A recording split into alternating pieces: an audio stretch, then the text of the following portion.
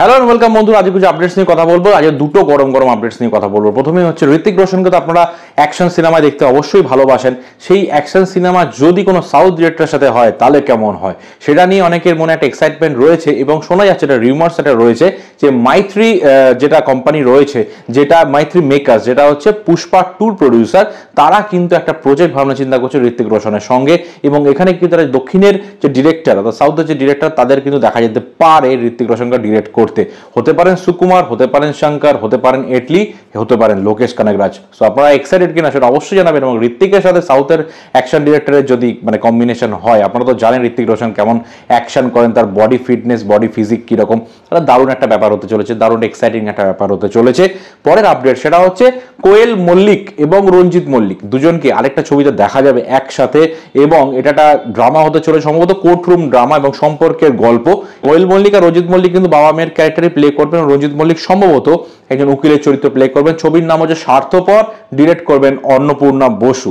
এই ছবিটা অবশ্যই আমরা কিছু ডিটেলস এলে অবশ্যই আপনাদের সঙ্গে শেয়ার করব। তবে কোয়েল মল্লিকা কিন্তু এখন যে কটা ছবি করছেন সব কিন্তু বেছে বেছে ভালো গল্পের উপরই করছেন এবং দুজনেই ভালো অভিনেতা অভিনেত্রী। রঞ্জিত মল্লিক থাকলে তো আরো ব্যাপারটা হাইফাই হয়ে যাচ্ছে। পরের আপডেট হচ্ছে লাস্ট আপডেট, সুপারস্টার জিতের সাথে নতুন জুটি দেখা যেতে চলেছে এবং সেটা বলিউডের একজন অভিনেত্রী।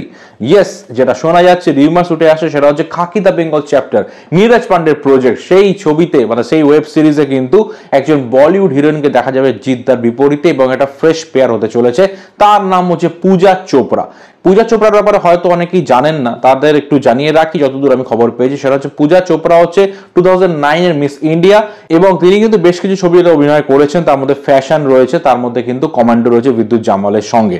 অবশ্যই জিৎ এবং পূজা চোপড়ার কেমিস্ট্রি দেখার জন্য এক্সাইটেড থাকবে এবং খাকি দ্য বেঙ্গল চ্যাপ্টারে কিন্তু খুব ভালো ভালো কাস্টিং হতে চলেছে মুম্বাই থেকেও, ওয়েস্ট বেঙ্গল থেকে, আমাদের এখান থেকে যে কারা কাস্টিং সেটা আমি আপনাদের বলেই দিয়েছিলাম কারা কারা রয়েছেন।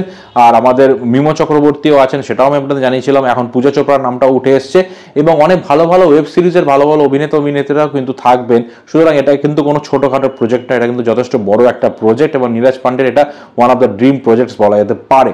তো জিদ্দার সাথে পূজা চোপড়াকে দেখার জন্য আপনারা কতটা এক্সাইটেড সেটা জানাতে ভুলবেন না। ঋত্বিক রোশনের যে আপডেটটা দিলাম সাউথের সাথে যদি কোনো সিনেমা হয় তার জন্য কতটা আপনারা এক্সাইটেড, কোয়েল মল্লিকের কামব্যাক নিয়ে কতটা এক্সাইটেড সেটা জানাতে ভুলবেন না। ভিডিওটি ভালো লাগলে চ্যানেলটি সাবস্ক্রাইব করে পাশে থাকবেন, বেল নোটিফিকেশন অবশ্যই প্রেস করে দেবেন। দেখা হবে নেক্সট ভিডিওতে, বাই।